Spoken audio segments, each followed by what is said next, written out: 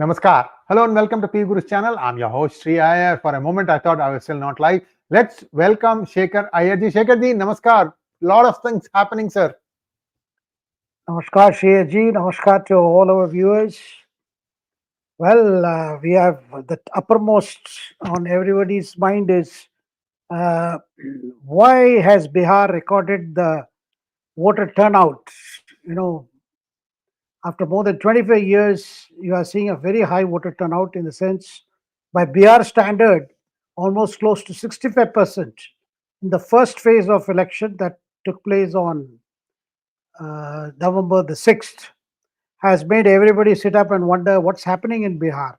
What is the kind of result that is going to come? Because the general punditry is that if there is a high turnout of voters, it means the incumbent government is in trouble. Probably there is going to be a regime change. But then there are several occasions where the voter turnout has increased. Take, for instance, Gujarat. Every election I've seen more voters coming, and it has always been a BJP government. Also in 2023, you had a Madhya Pradesh assembly elections as well as Chhattisgarh assembly elections where the voter turnout was higher than previous occasions. And while in Uttar Pradesh, I mean, a good example is in Uttar Pradesh, when BJP came to power for the first time and Yogi became chief minister, that time the turnout was 61.2%, which was about 1.84% increase over 2012 election. So it was seen as, that government was voted out just 1.84%. But then in Karnataka, we have seen higher voter turnout means the regime is gone. The one which is facing the election is gone. So there are several things associated with this. Of course, in the case of Bihar, immediately the Mahagathbandhan workers and leaders have declared that Nitish era is over, NDA era is over, and big setback for BJP. Now, today addressing meetings for the second phase of elections, which is on November 11th, Prime Minister said that he is personally delighted that the voter have shown great awareness and have turned up in large numbers and they have voted. And we are very happy, and that they have given a signal that they have rejected the opposition and the opposition is worried. Now, these are claims and counterclaims. Sir, basically, what you call the high confirmation bias is at work. I mean, people who see that, those who want to read it a particular way are reading it a particular way. And others are saying, of course, Prashant Kishore, who is the third player, whose Jan Suraj parties has made a maiden foray in this election. He says it's a mood for regime change. But one thing is that it is the highest polling in the last 25 to 30 years. It's the highest polling that has taken place. Now, the question that is being asked is, was it this higher turnout, is it a reflection of the voter sentiment? Or is it, does the special intensive revision have a role to play? This is some question that everybody is asking. Of all that allegations of vote chori, that people were illegitimately removed from the electoral rolls, minorities were affected. With all that allegations made by opposition, particularly Congress and Rahul Gandhi, despite all that, what we are seeing is a higher turnout. That means obviously who have always voted and who could have voted have all voted. And this special intensive revision exercise, sir, in Bihar, it cleaned up almost 60 lakh names got deleted. 60 lakhs. And there were zero appeals. No appeals. They said that my name has been removed. I was not given notice. Nobody said. Now, psephologists who are looking at this trend now, why this voter has turned up, has gone up, and they are looking at what could have been the impact of special intensive revision on this higher turnout. They are saying because the number of eligible voters have gone up, that is why more of them have come to vote.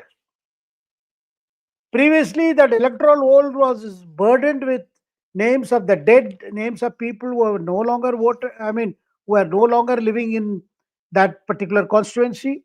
So therefore,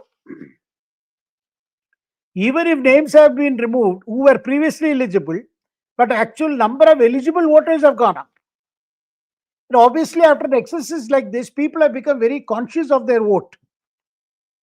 So therefore, they do not want to miss out. So they have come and voted. And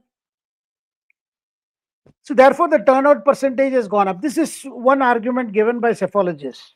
But in all, sir, what happened on November 6th was this. There was an intensive campaign. Everybody campaigned, from Prime Minister, Home Minister, Uttar Pradesh Chief Minister Yogi Adityanath, of course, Nitish Kumar himself took the campaign everywhere. And what was seen was that the Nitish factor was the biggest influencer throughout the campaign. People who doubted, whether Nitish, first the opposition raised the doubt whether Nitish should be projected as CM.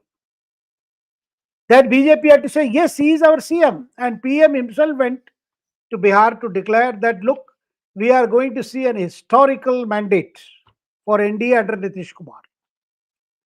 That's an open declaration made by the Prime Minister. And one thing, sir, in this, on the day of polling, that is on November 6th, what has been noticed distinctly almost in all the 121 constituencies that went to polls, the queues of women were longer than men. And it is also surmised that more female voters turned up than males, which means the 10,000 rupees a month, which was announced by the Nitish Kumar, government, as Mukhyamantri Yojana, Mukhyamantri Mahila Yojana, that has clicked in a very big way. And women voters cutting across caste lines. Large number of them have turned up, and they are also, they have been, women voters have been a very decisive factor for Nitish Kumar. Ever since he brought prohibition, because of the problems that were being caused both at the society level as well as, in terms of law and order and other things, the problem of drinking, alcoholism. So that has been a kind of, you can say that there is a huge gratitude kind of thing from the women voters toward Nitish Kumar. So that has also, played a very big part. So the question now is, what is going to be the second phase, which is on November the 11th, and the next time when we meet, that is, next time when we talk, we'll be talking a day after the results have been declared. So next time when we discuss Bihar, we will know exactly what happened on November 6th as well as November 11th. But one thing is clear, sir. When I see with half of 50% of the polling over, constituencies covered, it does look like that NDA has had a big advantage in Nitish Kumar. No doubt about it, because he has managed to, unite all the small communities. See, unlike the Mahagathbandhan, which has got only, two big factors, which is the Yadavs and Muslims, and then some attempt being made to get, get Dalits and others. But what has happened is that Nitish Kumar has continued to manage to rally all the castes. Some 2%, 3%. His own caste is only 3%. Kurmis. So with this kind of rally, with this kind of getting people together, this election has definitely been a great game changer. And that is why what we are seeing is this kind of a turnout and the confidence. There is no worry in the NDA that, on the other hand, though Mahagathbandhan leaders have been claiming this for a regime change and all that. Sir, just to give an example of this percentage of communities, sir, Yadavs are 14%. As per their last survey also, they did caste survey. Muslims are 18%. So this is 32%, Mahagathbandhan, some kind of a stock thing. Assuming that all Yadavs are voting only for Mahagathbandhan or for for the Lalu legacy. Now, who are the rest from on whom NDA is depending is the Hindus, that is OBC Hindus, or you may call them the caste Hindus or upper caste Hindus. They are 10%. They are solidly with the BJP. Now, the others, if you see, Kurmi, I said 3%. Kushwahas, they are 4%. These are predominantly agricultural classes. Now, the Paswan community is 5%. Last time, Chirag Paswan went alone. And he also suffered, but he dented JDU. Then you have got Mushahars, who are traditionally people who hunted rats for their food. Now, they Mushahars make for 3%. Now, those who are fishermen and boatmen, since Bihar is a riverine state, they are about 2.6%. So, rest of all you find, they are 2%, 3%, 4%, and 10%, that's all. But solidly, plus along with women. So, that is why this time people are saying there is a new MY factor at work, which is Maila and Yuva, not Muslim Yadav. Maila and Yuva, a new MY factor. And that has given the kind of edge for Nitish Kumar. And of course, the game changer is this 10,000 rupees a month.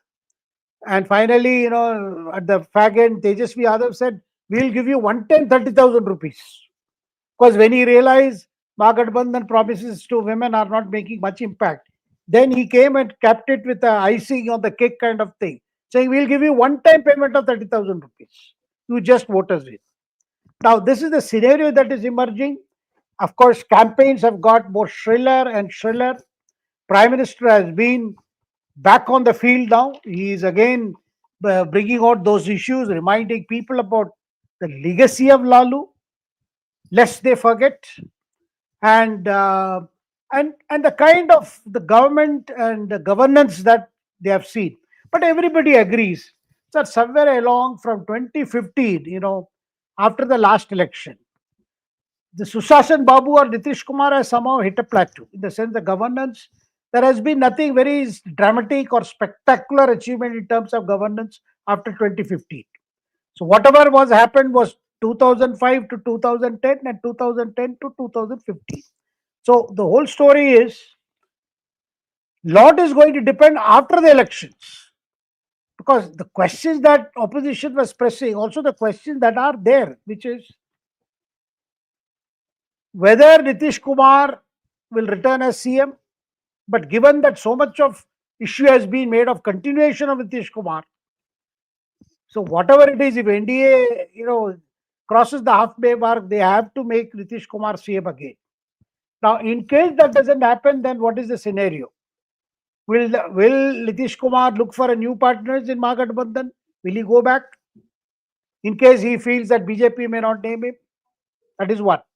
Second question is, what if after some time, perhaps Nitish Kumar again is back at his job and he goes, given his health condition, perhaps after 6 months or a year, there is a change. And in that case, who will be that new face? Has BJP given some assurance to Chirag Paswan? Because Chirag Paswan this time has been extremely cooperative. And he has been, talking to all the leaders, even to Nitish Kumar, and, generally being very amicable with all his, compared to his previous 2020 elections. So these are the questions before us, sir. And this Bihar's record turnout. So does it mean everything that we just mentioned, or it means nothing? We'll have to wait and see. Sir, over to you. Shekharji, I have a question for you before we go to the next topic. Have you had a chance to look at the body language of the NDA, leaders as well as the Indy leaders? Because that tells you a lot, not words. Body language tells you after the first phase how the things have proceeded, because they know from the booth count, right? They know how many people showed up. They know who are their sympathizers. So Messrs. Modi and company and Messrs. Tejasvi and company, they know what has happened in the first round. How do you feel looking at the body language of these two leading camps? Sir, body language indicates, and from whatever feedback I've been getting from others, it has been a very tight election. Hmm. That the winning or losing is going to be very by narrow margins. Hmm. So there is a sense of anxiety. This I can say with confidence, both in the NDA camp as well as Mahagathbandhan camp. Now, the problem in Mahagathbandhan camp is Tejasvi is not acceptable across Bihar, unlike Nitish. See, you cannot say that Nitish will not get any other vote. You cannot say that. So there will be some Yadav votes also coming to him in whatever because they have also NDA has also put up a number of Yadav candidates. But the only worrying factor for NDA is how much of Nitish Kumar's health issue has played up by the opposition and what is the impact it has had on the extremely backward classes. Because this time, sir, Tejasvi has been trying to project that he is not just a Yadav leader. So they have tried to give more number of seats to Jnana Yadav candidates also. Get out of that original MY factor.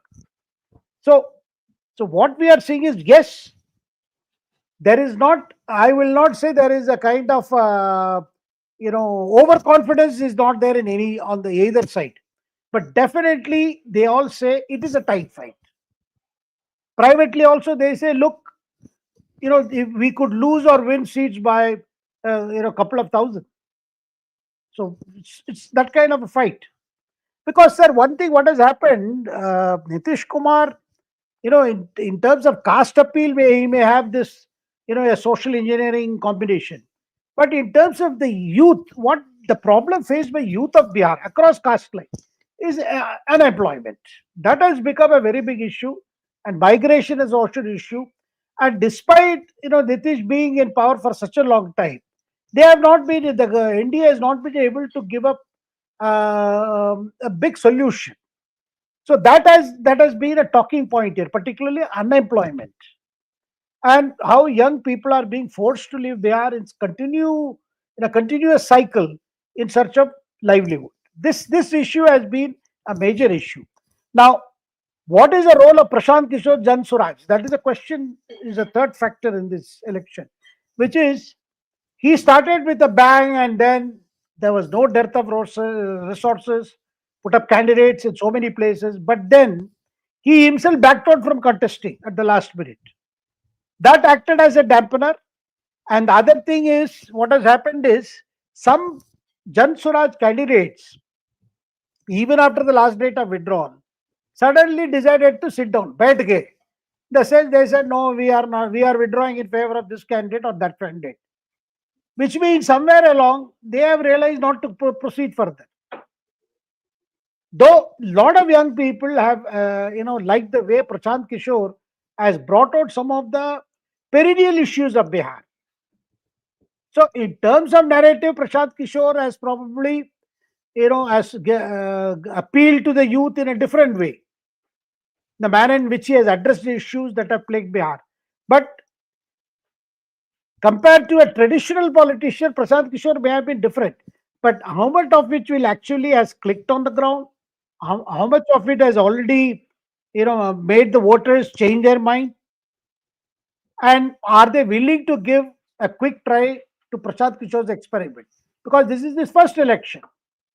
So we will have to wait and see, sir. Thank you so much, sir. And let's go on to the second topic. Mamdani, can he be removed as New York City Mayor? Shekhar, I set the stage for you. I know you've requested me to dwell on this. I have done some research. I do have an infographic to share with our viewers about what can happen. But I would like you to set the stage, sir, and set the context. Sir, I am posing this question 2 days after his, one must confess, it's a very spectacular win in York City. That Zohran Mamdani has been, toasting for his victory, being the first, Muslim to be elected the New York City Mayor. Now, after that, in India also, people have been those who are critics of Modi. They have been reading too much into Mamdani's victory and trying to look at parallels and trying to see setbacks for Trump, which we also discussed last Wednesday. Yes, it's a political year. But on the very day his election victory was declared, we had another personality who is a strong Republican leader and a very close ally of Trump, that is Elise Stefanik, announcing a decision to run for New York governor's post. Elections are due next year. Now, this is seen as some kind of a quick reaction to Mamdani's win. That why is this lady now jump? She's a U.S. representative from the Republican Party. Now she has entered the race, and she has straight away started attacking the current governor, that is Kathy Hochul. Hochul. She has straight away attacked her, saying that she had backed Hochul had backed Mamdani. So she has straight away said, "Look, she's the worst governor New York has seen, and I'm going to see her out." Now, what good question our viewer would ask: what is this lady announcing? Does it matter? Now, if we dig deeper, what we gather is that unlike other states in the United States, New York city charter as well as New York state constitution allows a provision where the governor of New York state can dismiss the mayor. Of course, there are grounds have been specified in a 1932 Supreme Court judgment that includes corruption, moral turpitude. There are several grounds have been laid down because after this matter had gone to Supreme Court. But the question is, if she wins, that is Stefanik, if she wins in 2026, she can use her power to remove Mamdani. And if Mamdani is removed, then there has to be a fresh election in 90 days. I'm saying things which maybe seem far-fetching today. And right now, from whatever polls that have happened, they show that Elise Stefanik is ahead of Hochul just by 1%. So, what is the scenario like? Is Mamdani's victory or the joy, that exuberance that you are seeing among the so-called left progressive liberals, not just in the New York City or in America, but also in India, is it going to be short-lived? Over to you, sir. Thank you so much, sir. There are two stories here. One is Elise Stefanik versus Kathy Hochul. The other one is the Mamdani. Can he be removed from office? With your permission, I have a small infographic to share with viewers because there are two ways in which Mamdani can be removed, and I'm going to do that. Shekharji, you can listen in and you can ask questions, sir. Let me just take care of bringing up the infographic with just 1 second. So the question is, can he be ousted as the New York mayor? There are two ways. There are two paths for removal by state officials. One is by the governor's authority, and I'll come on to the other one in just a moment. So the chances of removing, you need to prove 99%. The burden of proof is 99% that it has to be beyond a reasonable doubt. And history tells us that so far, 0 New York City mayors have been removed by governor. Only there have been resignations. So the most direct mechanisms are defined within the New York state law and the city charter. First, let's take a look at governor's authority. The governor initiates, based on state public officers law and city charter number 9, that the governor can file charges. Then she has to serve a copy to the mayor, and he has to be heard in defense. It can be suspended up to 30 days pending disposition. You get the idea. Basically, he has his day in the court, and then finally the governor makes a final determination to remove or reinstate, and the grounds are broad, which means that if there is a way, that is a convincing way to prove that he has done some malfeasance, he could be removed.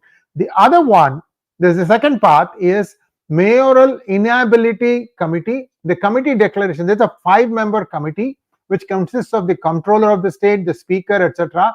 they declare the mayor temporarily or permanently unable to discharge duties. But it requires 4 out of 5 votes. That's very tall order.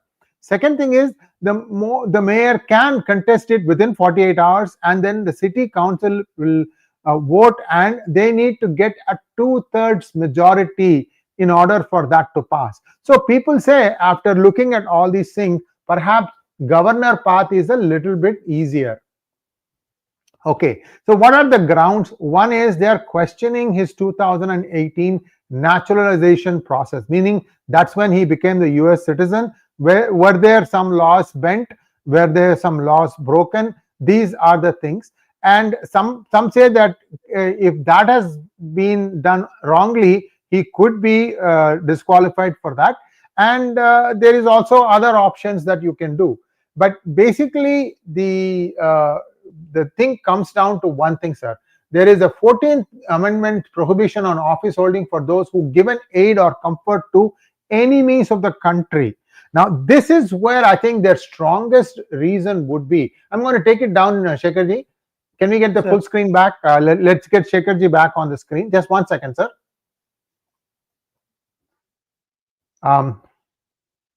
Shekharji, so I'm back now. So there are grounds for removal, but it's going to be very, very hard. And as a matter of fact, Shekharji, there was a series in Showtime called Billions, Billions.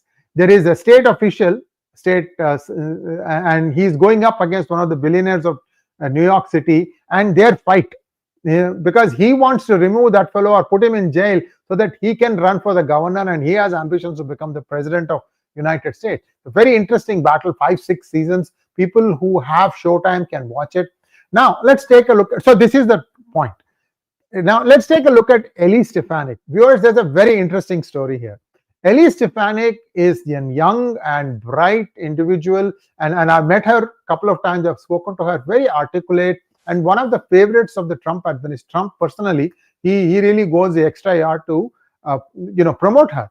And she was supposed to be the United States representative in the United Nations. How did she earn that? Sir, one congressional hearing. Elise Stefanik was the one who roasted over coals the presidents of 3 big universities, Harvard, Columbia, and MIT. All of them are women. All of them are the woke extremes. They had shown some absolute arrogance when they were trying to respond to what happened post October 7th. 2 of them were forced to resign, sir. Only one is still hanging on, MIT president. So that's the power, the way she asked those questions, the way they got cornered, the way the public opinion built up. So Elise is a pretty sharpshooter. Now, what the Democrats realized after this, right? I'm just going back a little bit in time. What the Democrats realized is, oh, this girl can be very, very powerful in the future. So let us put Adchan, stops in her way. What happened was, Kathy Hochul declared that she was going to run as the Democratic candidate for the same congressional district that Elise Stefanik represents. Okay. So Kathy said, I'm going up against you in your congressional district. This was about 2 years ago. I mean, not 2 years ago, it's 6 months or a year ago, because the election happens every 2 years. So you're constantly in electioneering mode for Congress. So Elise was looking for one thing that would give her some leverage, because in that congressional district, she was behind by 2 to 3 points, Shekharji. She is trailing. So she was looking for one reason where she would turn the tables. So now what has happened is, we don't know if Kathy Hochul is going to run for governor again. Most likely she will, because she was the lieutenant governor and she got promoted to governor because the governor resigned or something like that. I don't remember exactly. She may run for governor. So the question now is, with this Mamdani becoming the mayor, and the fact that New York, the chances of a governor being able to remove the New York mayor are slightly higher than the other path, now came the opportunity for Elise. And that's why he said, I'm going to become the governor. I'm going to oust Mamdani. You see, there's a lot of pent-up frustration outside of the city. City of New York may be blue. Sir, if you look at the length and breadth of United States, right?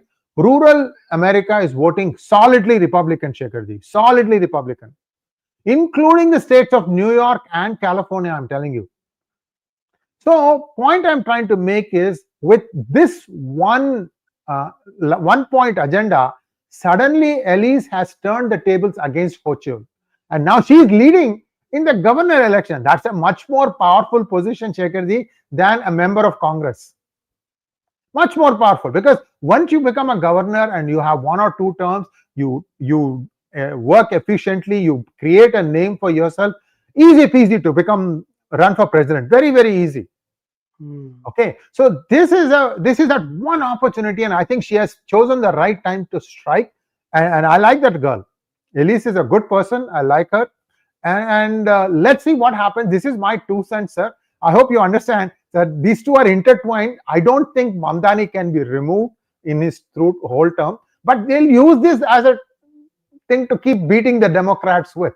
Just like what President keeps saying, we are going to remove Ilhan Omar from office, but they have not been able to remove her from Congress. And now he's saying she should leave on her own. So you can tell that, they've exhausted all possibilities.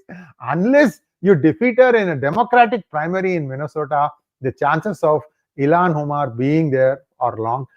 Of course, immigration fraud it can dethrone her. I don't know why they are not doing it. That's something that only the Republicans can tell. I rest my case now. Sir, any other questions you have, please feel free.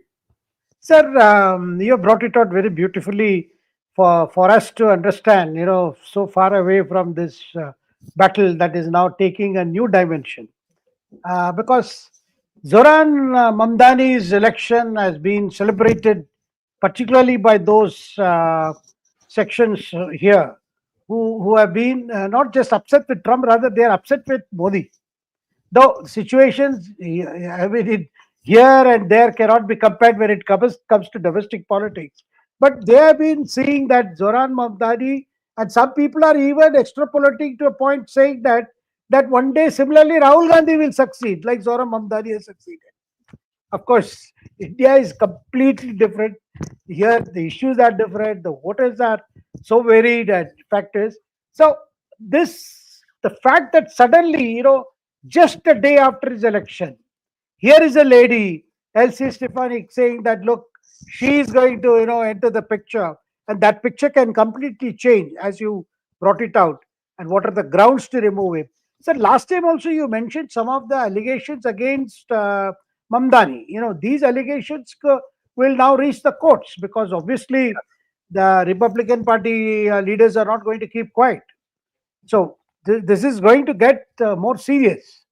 Now, at the same time, sir, what question I want to ask, now that he has been elected, can he deliver on at least some of the promises? Does he have that kind of wherewithal? Does he have that kind of room to deliver something on? I mean, he's talking of freezing rents. He's talking of cheaper housing. He's talking of free transport in the New York City. I mean, are these feasible? Will some demands be met? Some voters be satisfied? Sir. Shekharji, I don't think he can freeze the rents. There is already a Rent Control Act in place in New York, Shekharji. It's very, very rigid. And there are some flats where, supposing one person who's occupying the flat, this is a rent-controlled apartment, right? If one person were to die, for example, and there are no family members or somebody to, take that flat, then the rest of the inmates get to decide whom to give that to. You see what I'm saying? I mean, there are lots of restrictions about what you can and cannot do with rent control apartments, because these things sit in the plum of the city. Manhattan Island is richer than perhaps the rest of United States. I'm exaggerating, of course, but that's where much of the money is. So there are rent control apartments there. I don't think it is possible. In fact, the biggest grocery chain guy, he has said that, look, I am winding up shop and I'm going, because he wants to give free groceries also. It's just not possible, sir. It's a grocery business. The profit margin is 3%, Shekharji. 3%. between Arugipona Katrika, the rotting vegetables, and vegetables you bring in, you have to consume them within 2, 3, 4 days. You need to sell it. What do you do if you can't sell it? So lots of stuff going on. I don't think Mamdani is going to be able to do a lot. Maybe 1 or 2 things here and there. Maybe he can have some free bus, like what Stalin has done. Sir, Stalin has given free bus rides for women. What has ended up happening in Chennai, sir, is that the other buses are not being plied at all. Because there is not enough money going around for this. Not only that, all metros are also running under loss, because there is a perception that metro for women also is free. I don't think so, sir, because I'll tell you why. In metro, right, you have to scan your UPI account in order to get the ticket, or you have to buy a ticket. You have to scan it. Only then the thing bar will raise and then you can go in. So I'm not sure. Chennai Vasis can tell me if metro is free for women. So these things are all loud things. Sir, the bigger problem, I'll just 1 second, 1 minute, sir. The bigger problem that the Democrats have is a lot of non-US citizens voted in this election, sir. They passed a law. Eric Adams, the guy before, they said we will allow the people who are living in New York to vote for the mayor election. It's against the Constitution. So this is how this guy won. Unfortunately, what is going to happen is the rich will leave the state, and it goes back to the one-line statement that Thatcher made. Socialism works as long as you have other people's money. And once that runs out, socialism goes down the toilet. So all the rich are already moving Manhattan to Miami. That is a new tagline. I don't know if you've read that.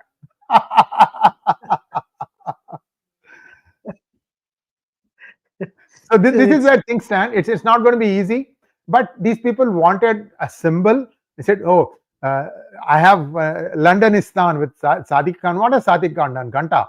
Same thing with this guy. Mamdani can't do much. Okay, over to you, sir. No, sir. I mean, some people tend to look at it, through the prism. They look at things like, they're happy because a Muslim has won. That it is the first Muslim who has become New York mayor. I mean, these are the people who constantly claim themselves to be progressive, left, and who say that they are beyond identity politics. But the reason for being very delighted at this result is the fact that it is a Muslim who has won. Of course, he has been, wearing his Muslimness or whatever on his sleeves. I mean, he has made it. And sir, other question I want you to, tell us: did the Jews in New York, were they divided? That there were a lot of Jews who supported Mamdani? Because sir, it is very, very possible, sir. Very possible. I'll tell you why. Shekharji, just as my next generation, my children and children of all those of us who came 20, 30 years ago, they are very woke, sir. We didn't realize how much of a transformation they'll undergo when they go to college. And once that happens, right, after that, they don't come home. They'll seek employment. They go settle somewhere. They come once in a while. And even when they come, they have a plan to meet this person, that person. You are home for 5 minutes. Hi, bye. Time is all you have. So there is no way to have a proper conversation to let people understand, look, you need to understand where you're going, and so on and so forth. So the same thing has happened to the Jews also, Shekharji. And they're not realizing that they're being slow cooked like a frog in a big bowl of water, and it's very bad. And let's see how this goes. Columbia is very, very woke, sir. Columbia University campus is very woke. This is one of the big ones. Chennai Metro is not free. Thank you, SHRVIS. And also New York University, that's also a private university. That also I'm hearing is very, very woke. So city campuses, all these things are not conservative, sir. You have to go outside of the city to see even conservative. But if Elise wins, that would be a big deal. The last time a Republican mayor was there, I think it was Rudy Giuliani, he cleaned up the city, sir. He cleaned up. There was an area called 42nd Street that you couldn't even set foot on. And you had to cross 42nd Street if you wanted to go from, like, for example, you'll touch down in JFK Airport or LaGuardia Airport, and then you have to go to some other city, right? Because nobody lives in Manhattan. So you have to go through that, and that used to be a very dangerous place. And he cleaned up the city. He was there when 9/11 happened, Shekharji. But after that, New York has decidedly gone Democrat. We'll see. Well, sir, that brings us to the third topic, which is again something that is worrying a lot of Indians here, particularly India, as we all know, has a maximum number of people seeking visa to enter the United States, either for job or even tourism or business visits. But all categories are now being covered under a new US visa rule, which has made it very clear that foreign nationals seeking to immigrate, particularly, could now be, denied visa and or even green card if they have a pre-existing chronic health condition. This health factor is being added as one of the criteria, and chronic health conditions, that also includes diseases such as diabetes and heart diseases and all that. And these are part of a new guidance that has been issued by the Trump administration, and promptly State Department has written to all the US embassies all over the world, and particularly to those embassies which are located in places where there has been a steady and increasing migration towards the US. So this is upsetting a lot of people to know why is this happening, how serious is Trump administration. Because basically what we get to understand is Trump administration is looking at this because it sees that the people who are coming in should not become a public charge, in the sense a public burden for the US administration or for the US economy. And that is why that this will be a new condition. So if you have a pre-existing diabetes condition or any other chronic ailment, you could be denied visa. So this is a new thing, and what people are worried is, previously people used to go find a job, then try to take their parents or their in-laws there. Now the condition of most of the people who are applying for visas, particularly the elder people, the older people. A lot of them are well situated. So does it mean is the door to America closed for a lot of people who are hoping still that they could go there, find a job, and maybe bring their dear and dear ones there? So this is a new condition, which means you have to be absolutely healthy to get a visa to even visit United States. Sir, over to you. Thank you so much, Shekharji. This is actually quite complicated. How will they determine that you are healthy or not? They'll have to establish a board of doctors, and they'll say, you go and get the certificate, go get yourself checked with this doctor, get that certificate, only then you can even apply, or something like that. It is getting beyond the point of ridicule, sir. See, I'll tell you the root cause of this problem, Shekharji. The root cause of this problem is in states like California and 14 other states. I don't remember all the names, but you can assume these are Democrat-run states. Even illegals are entitled for free health care. Free health care. It is illegal for somebody to deny health care to them. How they are going to pay for it, you should not ask. You have to give the health care. Sir, this is the burden on California state is $220 billion, B as in boy, dollars per year. And that is $220 billion that the California state does not have, Shekharji. They don't have that money. As long as the Biden administration was there, what those guys did, what those rascals did, was they took money from other departments and kept giving it to all these states. Now, all that stuff has been shut off by the Trump administration. It didn't matter, sir. The money was just, like a drunken sailor. The Department of Treasury was cutting checks. One of the things that DOGE found out, sir, I'll just take a minute, was that, see, any expense from the Treasury, Shekharji, this is simple accounting.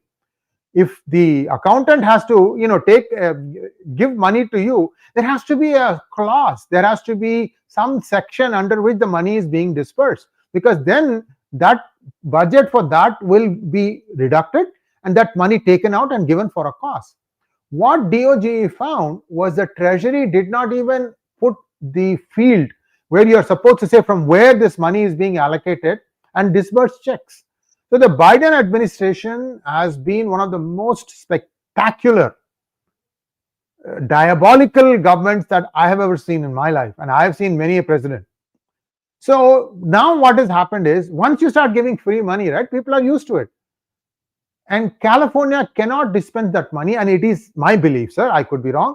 It's my belief that the Democrats are holding out in Senate because they have put in some bills which will continue this gravy train of giving free health care to illegals. And that's what the Trump administration is not allowing. Sir, this 37 trillion, 38 trillion, everybody starts for talking about, making fun of US. This is a self-induced goal, sir. This is a self-goal. In the name of COVID, they just opened the gates, and there was just no reason for doing that. Sir, I'm sorry, I can go on and on. Point I'm trying to make is, this is a huge point, and the Supreme Court temporarily has stopped even Supplementary Nutritional Assistance Program, SNAP, which is supposed to be helping 40 million people. And many are saying of that only 30% are genuine. Only 12 million are genuine, the other 28 are not genuine. Lot of manthan going on, Shekharji, lot of manthan going on inside US. People are saying who is getting this money. So what yesterday Supreme Court did was has put a hold on the Trump administration dispersing the money. Now ATC, 800 flights were shut off yesterday, sir, cancelled. ATC officials, which is a very critical job, they have missed two paychecks, sir. 2 paychecks, because paychecks is every month, every 2 weeks in US. 99%, every 2 weeks you get a paycheck. For 2 months, 2 paychecks they have missed, sir. Very, very difficult to work under those circumstances. So Democrats, they can gloat that Mamdani has won and that they have won the gubernatorial races in Virginia and New Jersey, and they've also managed to redistrict California so that even more Democratic candidates can win for Congress. At the end of the day, they are missing the forest, sir. They are going to lose big if this is going to continue. Let's wait and see what happens. Yes, sir. This is, but only thing that does, throw cold water on aspirations of so many Indians. Yes. Ultimately, I think a time will come where Indians will have to look within this country for scopes and opportunity for their development. Ultimately, the answer lies closer than they think. Sir, over to you. Thank you so much. And I should also add that one more thing. Many parents come to US to babysit their grandchildren, sir. Both husband and wife are working. And even if they're working from home, you can't just get away for 10 minutes, 20 minutes, sir. It could be a meeting or something like that. So that part where the grandparents were helping out the grandchildren, that's going to get affected in a big way, sir. I feel very bad. I hope there is a way parents helping parents initiative gets started where they can say, okay, look, we will come and take care of you. 3 or 4 neighbors children can be taken care of by one person going to the school or dropping the kids off at school, bringing them from school, things of that nature. Let's hope and wait that will happen, sir.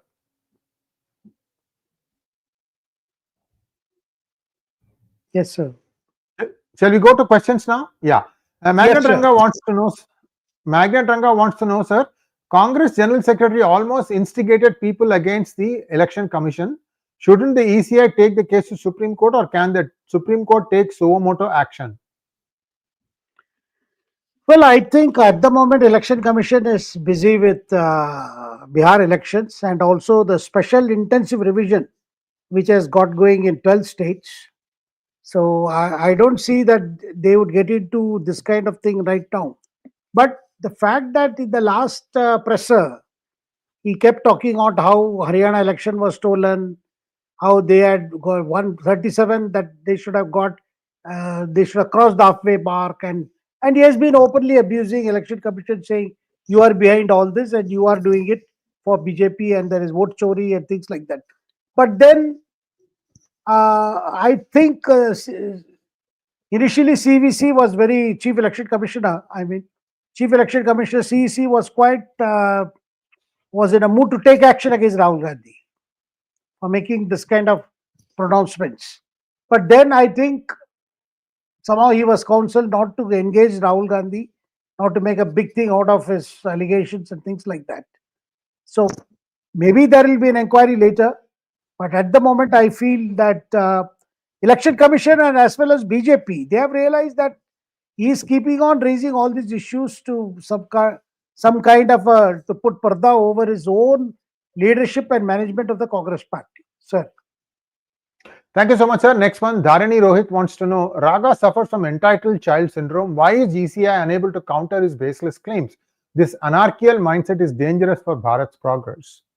I would absolutely agree with Dharani Rohit that there is definitely a plan behind this kind of allegations being brought again and again, and to show that Election Commission has faulted, and then try to project that the BJP is in cahoots with the Election Commission, though everybody knows that our process is such, you cannot wholesale, entirely reverse an assembly election. It's not so easy. And everybody knows what happened in Haryana. Even if they had done well in Lok Sabha, by the time State Assembly came, there were a lot of issues where it was getting difficult for Congress party. Sir. Next one, please. Varga wants to know, totally sad, upset that Sri Iyer, a secret, hidden, kept silent, did not tell us his best nanny friend Nancy Pelosi has retired from politics, not celebrating it. I used to call her Nancy Mafiosi. She comes from allegedly a mafia family of what's that borough near Washington DC. Anyway, it doesn't matter. So she was a real, iron lady. Rayalu Baggi, thank you so much for becoming YouTube member. Aprameya wants to know, will President Trump deploy National Guard in New York City to deport illegal immigrants? Yeah, it's possible. It could happen. Again, he'll wait for some time, because now that Mamdani has become mayor, this guy will jump up and down and might even, extract some political mileage out of it. So I think it will be timing that will have to wait. You have to give him some time to settle down. And then probably, there will be some communique saying that so many illegals are here, you need to help deport them, and local police is needed, and he will not give that. It's the same thing that you see in DMK or in Karnataka or in Telangana or in Kerala or in Didi state. Yes. Krishnamurthy Hunagund wants to know, a Bihari friend says RJD workers are so angry with Congress that they are actually working to defeat Congress candidate. Let's hope he is right. Is that true, sir? No, but definitely, I do not have any specific instances of such thing. But what is coming across is that the fact that Rahul Gandhi took his own sweet time to enter into the finalizing the alliance. It was just a few days ago only. And the way the bargaining was done, asking for 61 seats. Obviously, the RJD leadership is not very happy with what Rahul Gandhi has done. And then he has not been projecting the Mahagathbandhan's views on specific issues, particularly like unemployment and things like that. Rather, he has been constantly harping on his vote chori. They say as the sui atka hua hai, same place only. Whereas RJD felt that there are other issues far more important than this intensive revision, because nobody has been affected as such. There has not been any mass effect that many genuine voters have found themselves out of the list. Thank you so much, sir. And that brings us to a close. A very interesting session. I hope you guys liked it. There's a lot that is going on around the world, and we are doing our best to keep up and give you all breaking news in the shortest amount of time possible. Thanks once again, Shekharji. It was a very wonderful session. I loved it. And let's hope to have more such sessions in the future, sir. Namaskar. Namaskar. Thank you.